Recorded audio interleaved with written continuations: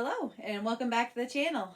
This afternoon, I'm going to get some things done inside the house that I've been meaning to do and I just haven't got to since we had to get ready for winter and things like that. It kind of put these things on the back burner. So the first thing I'm going to, well actually before I even show you what the first thing I'm going to do is I just want to say thanks again for everyone that's been watching and all the support I've been getting. It's been so nice. Everything's been so positive and uplifting. It really gave me a boost of positivity that I've been needing. So I really appreciate that. So please keep watching if you still like me, because I'm really enjoying it.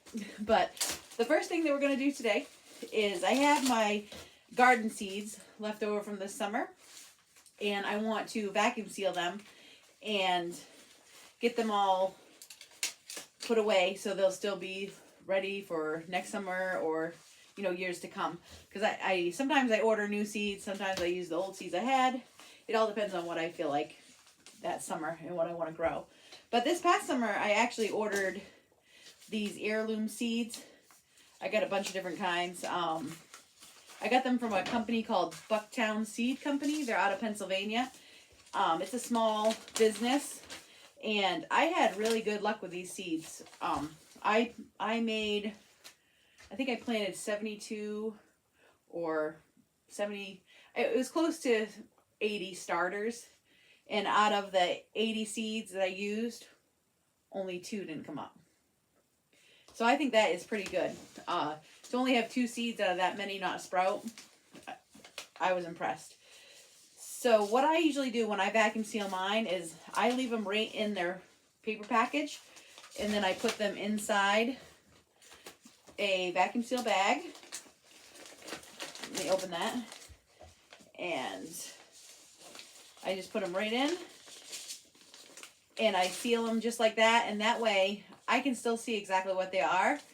It will still take all the air out of here. It will seal them up nice and tight. It will keep them away from the moisture. So the things that I grew last year, just in case you guys are curious, I did cabbage. It was early Jersey Wakefield cabbage.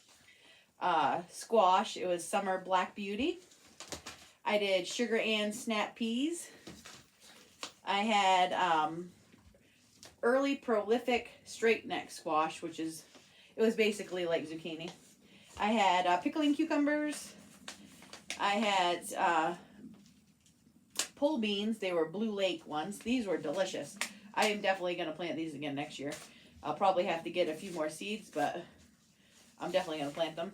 I had some jack-o'-lanterns and carrots and tomatoes. So that's what I grew last year, but I also grew red and white potatoes. So I'm just going to get these vacuum sealed up. You could also, if you wanted to, add an oxygen absorber in there just to help, because I'm sure a vacuum sealer doesn't take out all the oxygen, and the more dry and less air that these have is usually the better. But I think I might save these for other things, because I think vacuum sealing these will be fine, especially if most likely I'm going to use these next summer anyway. So like I said, I just stick them in here, and actually, hold on. Let me get a pair of scissors, because I got to cut that bag. I don't want it that high.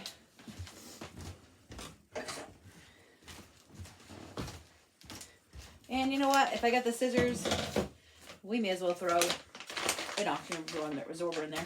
I don't know why I was debating it. It's a good idea. Anything that can help. And that way, just in case I decide not to use them this summer, they have a better chance of lasting even longer. So I'm just going to shoot. This is just 100 cc. I don't think you need a really big one, because it's just seeds. And it's just this little pouch. I'm going to stick that in there. I'm going to cut some of this off, because the less you got to suck the air out, the better. But I want to leave enough to, above the seed packet to seal it. And this is just a food saver. I just got it right at Walmart. I think it was less than $100. I can't remember exactly how much it was. It's just a basic food saver. So all you do is open this up. I don't know if you can see it. I'm going to turn it. There you go. You open this up, close it down, and you turn it to operate. And then you hit vacuum seal. It's a little loud, but it's not too bad. I am, well, I'll wait till this is done. But it doesn't usually take very long. Should only be a couple more seconds.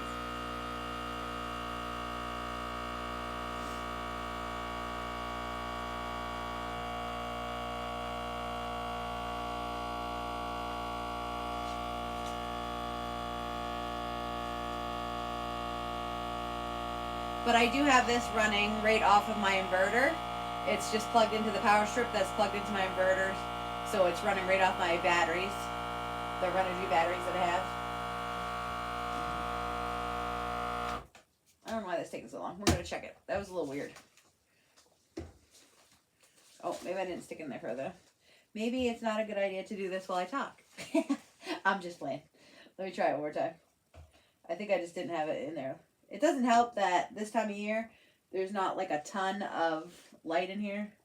So, I'm going to try it one more time.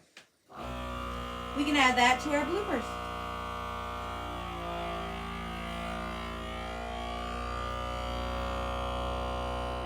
Let's try again, because it didn't want to work for me the first time. So, we're going to try this again. I'm sure it will work this time. It's not usually that difficult. So, I'm going to turn it to operate.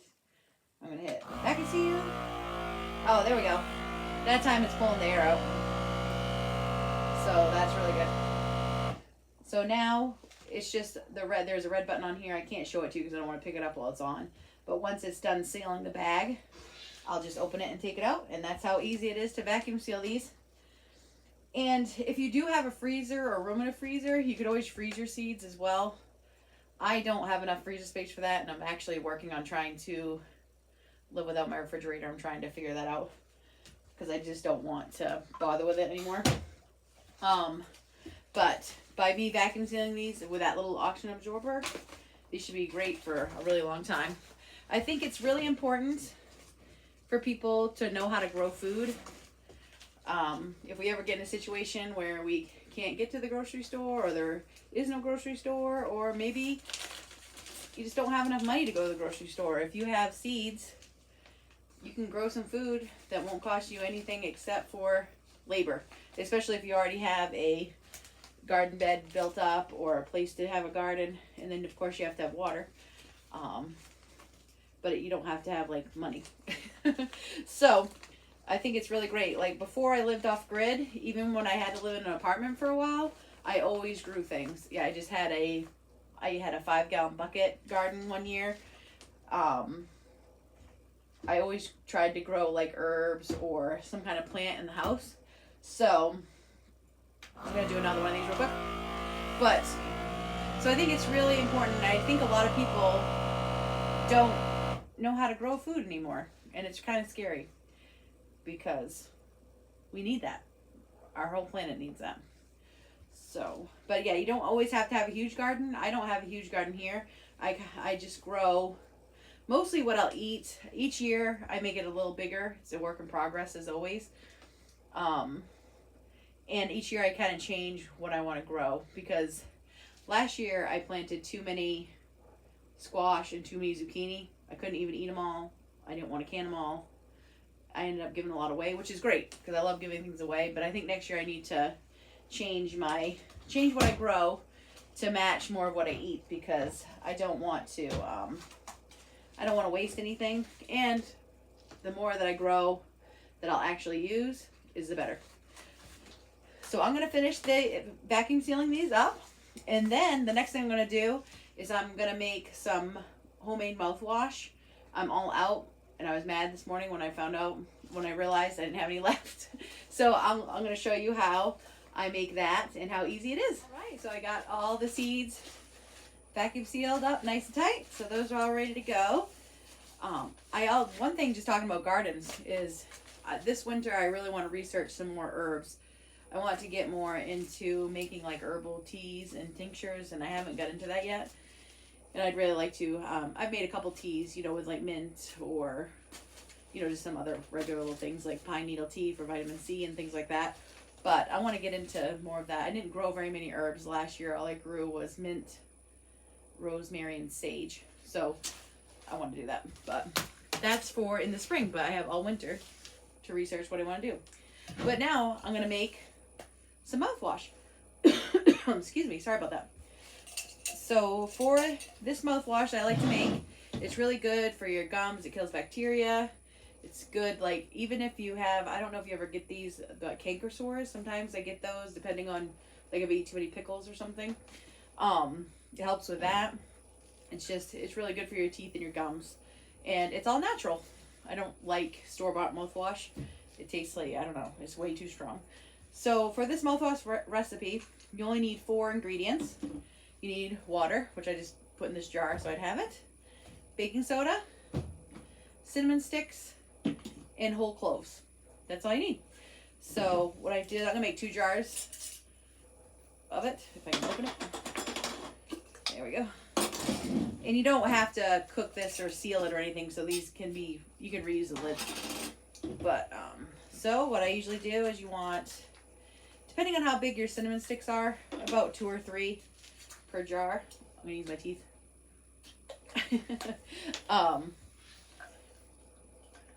Just stick those right in there. Well, you know what? This little container has 6, so I'm going to put 3 in each. And that's that. And then you want 10 or so cloves. It doesn't really matter. And you can make it to your taste as well too. If you make it once and you're like, wow, that was too strong, you can always, I'm not going to, let's see. Yeah, I'll go do like 10.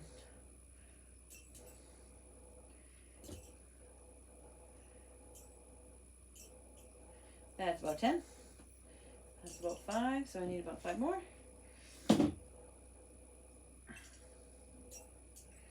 So a lot of times, because I do work full-time from home during the week, so I work a full 40-hour week. I'm usually online from 7:15 to about 4:15, 4:30 on the computer. So a lot of this stuff like this I get done on the weekend, and a lot of my outdoor chores I have to get done at night in the dark right now because it gets dark at like 4 o'clock, 4:15. So the Saturday and Sunday I really spend trying to get as much of this kind of stuff done as I can. I brought this table in from outside. This isn't usually in here. I use this outside a lot of times, but it works. It folds up and I bring it inside. So let's get back to this recipe. Sorry, I got this sidetracked. So cinnamon sticks, cloves, and then you want about a teaspoon of baking soda. I usually heap it over a little bit. There's no, like, you don't have to be exact on this. It's not an experiment. I usually like heap it right over. So we're going to do a teaspoon of baking soda. And then all you do is fill up the rest of the jar with water. Let's see if I can do this without spilling it.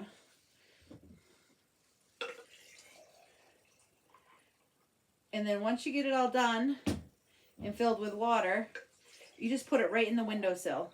It works better if it's sunny outside. It's not very sunny out today, but it's warm in here with the wood stove. So I think I'm going to put this in the windowsill when it's sunny. It's only got to sit in the windowsill for like 4 hours, 6 hours. Where it's not sunny today, I might just leave it overnight. We'll see. I'll watch it. You'll see the water get dark. And the darker the water, the stronger it is. So you can kind of use your own judgment. I'm going to go stick it in the windowsill and we'll see how long it takes. What time is it now? It's already 3 o'clock, so I'll probably just leave it there overnight, but I'll check it before I go to bed. And in my next video, I'll show you what it looks like when it's finished. So that's how simple that is. Like I said, about 10 cloves, 2 or 3 cinnamon sticks, a heaping teaspoon of baking soda, and water.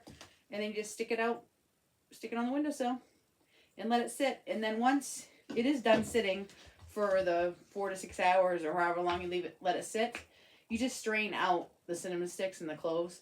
I used to have like a little metal strainer that's real fine. And you just dump it. I usually put it into like a measuring cup and then put it back into the jar. But I actually can show you guys tomorrow in the next video. I usually tape a video on Saturday and then a video on Sunday, and I post one on Saturday and I post one on Wednesday.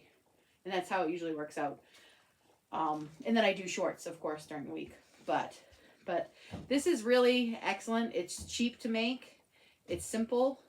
It's, no additives, no weird ingredients. It works really well. I really try to keep care of my teeth, especially I don't want to go to the dentist. So I make sure I brush, use mouthwash.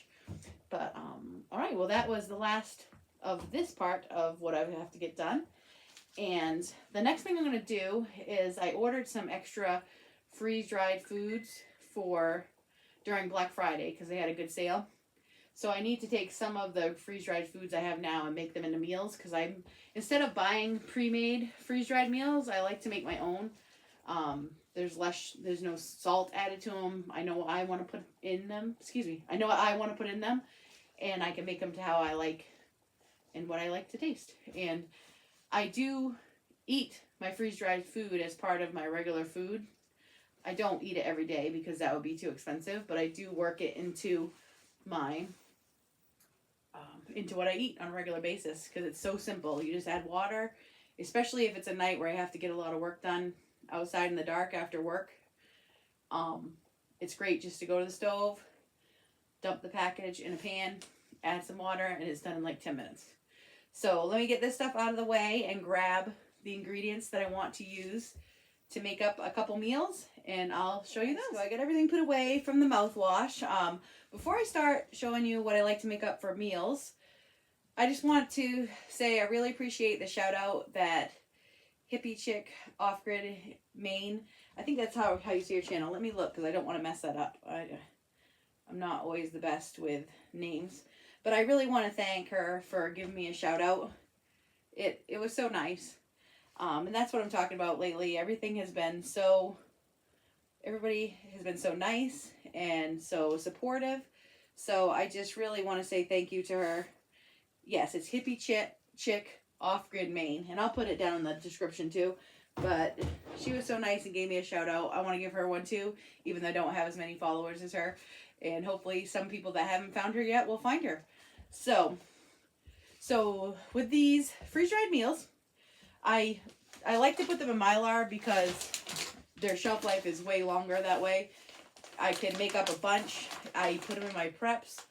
I can, if you look at all the food, or if you saw all the food that I have in all the different places, I could probably live here at least for 6 months, if not 8 months, maybe even a little more, and never have to leave. Of course I do leave because I can, but if I didn't have to, I could make it that long. Me and my dad and Tank. If it was just me and Tank, it would be even longer, and obviously, go from there, but it'll always be me and Tank. But you can put these meals away in a mason jar. You can do it in a Mylar bag. You can do it in a Ziploc bag. If you're going to eat it within a year, it can go in a Ziploc bag. The reason why I don't put them in jars is because I don't have enough room to store jars. They will, they're breakable. They're also, the light can get through to them. So if by chance they were in the light, it's not going to do your food much good. In these Mylar bags, they're easy to store. I can take them camping with me. I can take them anywhere with me. And I just put them in these and I can put them away. I label them and I rotate them and I eat them. I think it's really important that you only prep food or keep food in your preps that you'll actually eat. And rotate it and eat it. I use my food in my preps kind of like a store. I rotate. If I use something, I replace it. I don't have a whole bunch of things stored that I'm saving for something to happen. I just make sure that I have regular stuff that I want to eat and that will keep me going. That's what I prep. And that way nothing gets wasted, nothing gets shoved in the back corner. Well, hopefully every once in a while there is something that does happen with, but I try not to. So I always say prep things that, when you're prepping or storing food, store what you eat. Don't store something because somebody said you should store beans and rice, or if you don't like to eat beans and rice, yeah, it will get you through, but it won't be great. And if you don't know how to cook what you store to prepare it, when you do go to use it, that won't help either. So I try to store what I eat. Anyway, get off that soapbox. One thing I like about freeze-dried food is I try not to go to town very often. And this stuff will last forever. It does not, not forever, but like this chicken is, if you don't open this can, it's good for 25 years. Lately, at the grocery stores, you go and buy chicken. If you don't eat it in a couple days or freeze it, it goes bad. And I have thrown away more food because of that. Or you open it right from the store and it already smells weird or already looks weird. So while freeze-dried food is a little more expensive, I figure by the time I work it into my food out of my regular grocery money, I don't waste any of it. None of it gets thrown away ever. And it'll last me forever. Like vegetables, meat, I don't have to worry about it going bad. And also, what was the other thing I was going to add was, I'll remember in a minute. I can't remember. But so the first little meal I'm going to make up that I like. Oh, I know what I was going to say. With freeze-dried food, when it's freeze-dried, it keeps like over 90% of its nutrients. So a lot of our vegetables, if we don't grow them ourselves, which we do try to do, but if you have to buy some, they've been picked and in a truck and in a warehouse. They're not fresh. Unless you have a farmer's market that you can go to, a lot of their nutrition is already gone by the time you get them. So with this freeze-dried food, you get almost its full nutrition because they freeze-dry it like at the peak of its ripeness. But anyway, so that's just why I choose to use freeze-dried food. Or some people do dehydrated. That works as well. Dehydrated doesn't last as long, as far as I know. But this first meal that I'm going to make is just like a chicken and rice kind of meal. So what I do is I'm going to I use the, now when I make up these meals, I just use the instant rice. You can make it with regular rice, you just have to cook it longer. And if you wanted to store them longer, you could use regular rice. But I like to use the instant rice because it just cooks up so fast, especially when I'm camping and stuff. So it's going to be 1.25 cups of the rice. Oh, hold on just a second. I'm missing my 1 cup measurement.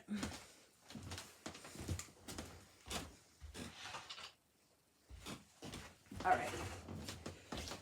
And the only reason why I have this right here is because I use it to hold up my Mylar bags so they don't fall over while I'm making up my meal. And I do use this funnel, just a canning funnel, because it makes sure I get everything in the bag.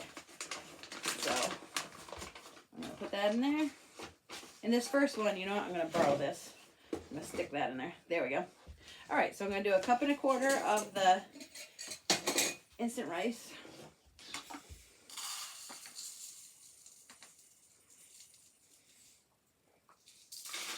Try not to make a mess. There's a cup. And this meal here, you can cut this in half also. This feeds me and my dad, and there's usually a little bit left over. So, you know, feel free. Like when I make them to go camping, because I go camping by myself, just me and Tank, I will cut this in half, and that way I don't have any food to waste, and I eat, you know, what I prepared. So this is just diced chicken. The only ingredients in this is chicken. And that's another thing I love. There's no salt. There's no weird stuff. It's just chicken. So I'm going to put in 1 cup of chicken. So that was, all right. Let me get that.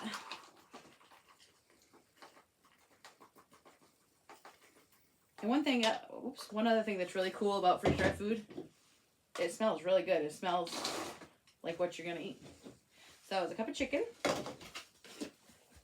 And then you can put in a cup of whatever type of veggies you like. I think I'm going to do half peas and half corn. So I'm going to do about 1/2 cup of peas. Oops, I dropped the lid. I'll get it in a minute. And 1/2 cup of corn. I get my freeze-dried food from Thrive Life. I'm actually I'm a consultant with them, but I don't actually sell it. I'm a consultant because it automatically gives you cash back on whatever I order. So, that's why, and it didn't cost anything except for I had to order a little bit of food, which I was going to do anyway. But, so there's the veggies. I'm just going to shake that down just a little bit. All right, and then next I'm going to put in, it's called, Thrive Life calls it Veloute, but it's basically like a chicken gravy. I'm going to put 1/3 cup of that in. Well, hold on just a second. I got to get my 1/3 cup. I thought I had it, but I didn't.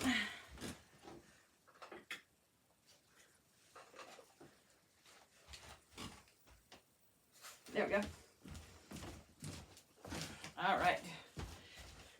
As you can tell, this is the real me. I got a squirrel brain sometimes. All right, so we're gonna do a 1/3 cup of this gravy powder. This stuff smells amazing. It tastes amazing. All right, there's a 1/3 cup of that. And then I need a 1/3 cup of sour cream powder. That sour cream powder and the gravy together make it amazing tasting. My dad loves this. I made this for my mom and she didn't even realize it was freeze-dried food. It was kind of funny. There's that. And all right, what's the last thing I need? Let me look. Oh, and I usually put in a few mushrooms. About a 1/4 cup of mushrooms. You can really make these up to however you want. There's no right or wrong way to do it. All right, let me shake that down a little bit. All right, and I think the only last thing I need to add is just a little bit of seasoning, which is over here. So let me grab that. I obviously didn't grab everything when I was doing this.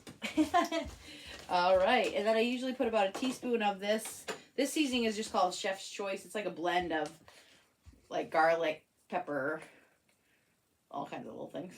All right, there's them. So that is all that goes into that meal. And then when you go to cook it, you just put it into a pan and you, I think it's 3 1/4 cup water. I gotta look. Yeah, 3 1/4 cups water. You whisk it up to make sure all the powders dissolve. Bring it to a boil and then let it simmer for 5 to 10 minutes until it gets the thickness that you like. And that's how easy that food is to make. So now that I have this in here, I will get an auction absorber, put it in here. I usually put a 300 cc in this size just to be safe. And then I have over here, I don't think you can see it, it's right over. I have my Mylar bag sealer here that I just have plugged into my inverter as well off my batteries. So let me, that was one recipe that I like to make. Another one that I like to make doesn't have rice in it, just in case somebody doesn't always want rice. So I can make that one. I'll make up that one just so you can do it. And I will put the recipes for these in the description, just so in case you guys want them. All right, so let's do this next one. This next one is just, it's black beans, corn, and chicken. And basically the same type of gravy type thing, but it's really good. So I do a cup of black beans, freeze-dried black beans.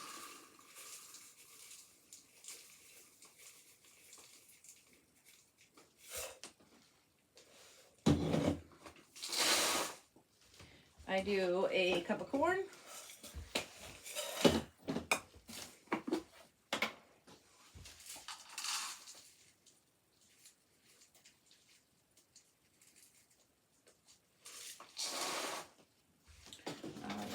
And then, well, if I could get that close, there we go. I like mushrooms and everything, so I usually add a little bit of mushroom. I gotta find what I do with mushrooms. Hold on. I know I had them. Oh, here they are. So I'll probably just do like a 1/4 cup of mushrooms. I like mushrooms and everything.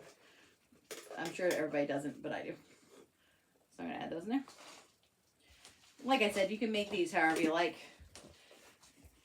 And it gives you some actual really good food that you can enjoy. And then I'm going to go chicken. I'm going to put about a cup of chicken.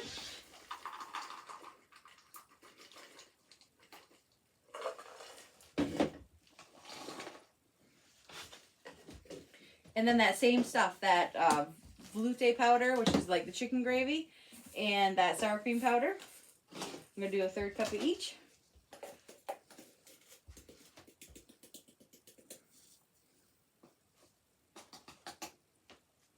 There's that. And then the sour cream powder.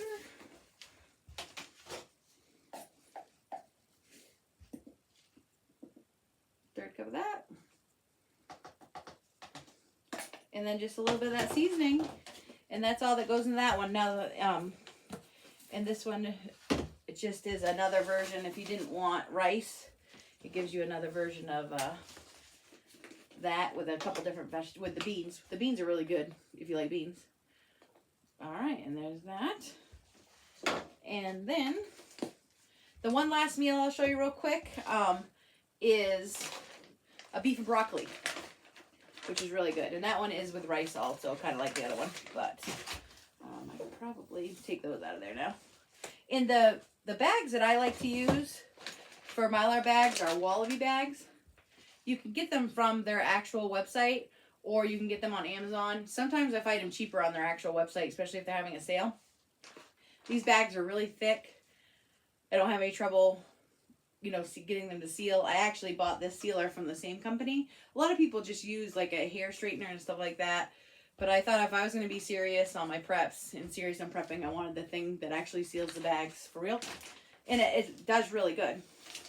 It was a little bit of an investment. I think it was like $60, but I'm sure it will last a long time. I'm sure, especially with it.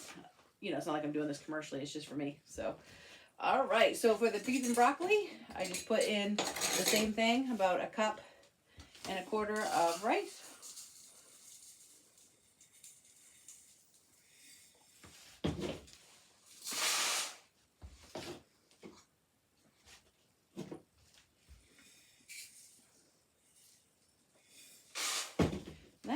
And then, oh, let me find the lid.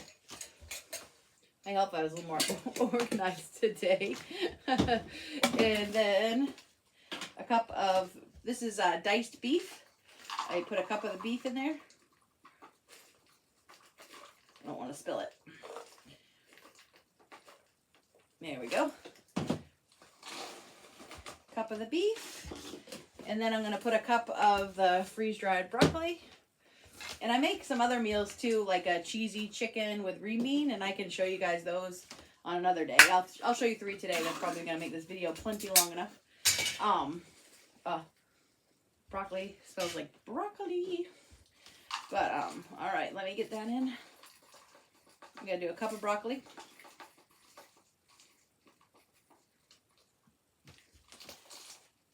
Let me shake that down. There we go. Sometimes I sneak and add just a little extra broccoli. There we go. And then with this one, they have a beef gravy. It's called Espagnole. I'm not sure how to pronounce that, but it's a really good beef gravy. You do 1/3 of the cup of the beef gravy.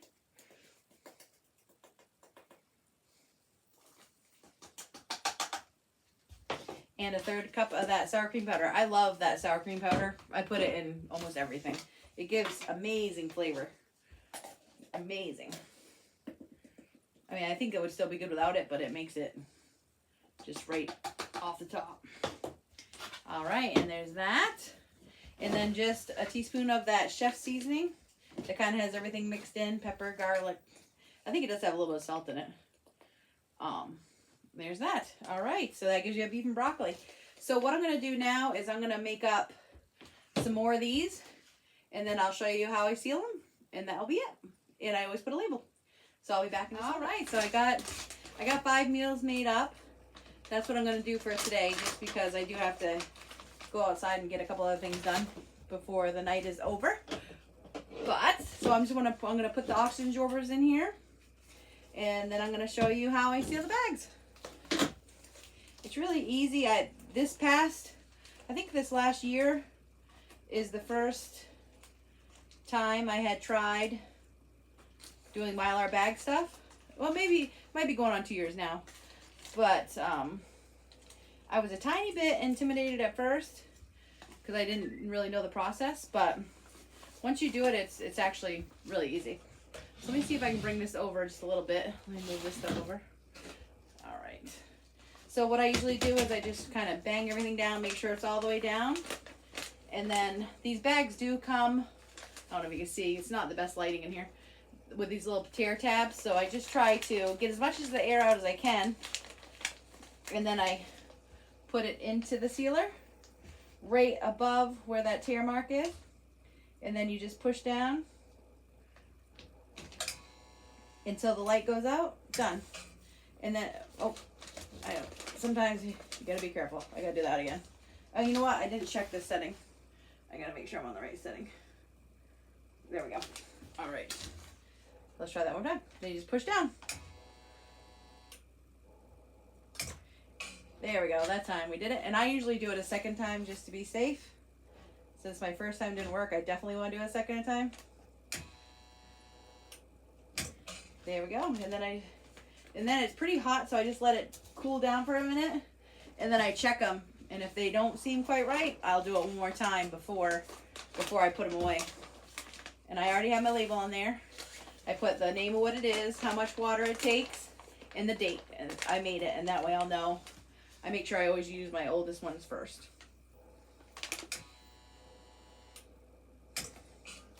Now I'll do it one more time. There we go. So I'm really glad you guys hung out with me today while I was just getting some stuff done inside the house that's been needing to get done. I've been having a really good time sharing my life with you guys. I hope you enjoyed the video. And like I said, I'll put the recipes in the description. And I probably should have wore less clothes standing right next to the wood stove. But, and please keep those comments coming. I have had so much fun reading everyone's comments. I know I've said that more than once. I'm like a broken record, but I really do enjoy it. So I'm going to finish this, put away my mess, and I'll go find Tank so you can say hi and bye to him. He came inside because we were outside all morning. We took a couple walks and got some work done outside. So he's been sleeping on the bed while I've been doing all this. So I hope everyone has a wonderful day. Live every day to the fullest and respect nature. And I'll go find Tank. Here's Mr. Tank. You're walking too close. They can't see you. Oh, you got to stretch? Oh, there you go. Go ahead, stretch. All right, buddy. You want to tell them bye? Look at me. Do you want to tell them bye? Do you have anything to say? Oh, he must have smelled something. Well, thank you guys again for watching. There, he's barking to say goodbye. And everybody have a great night. And thanks again.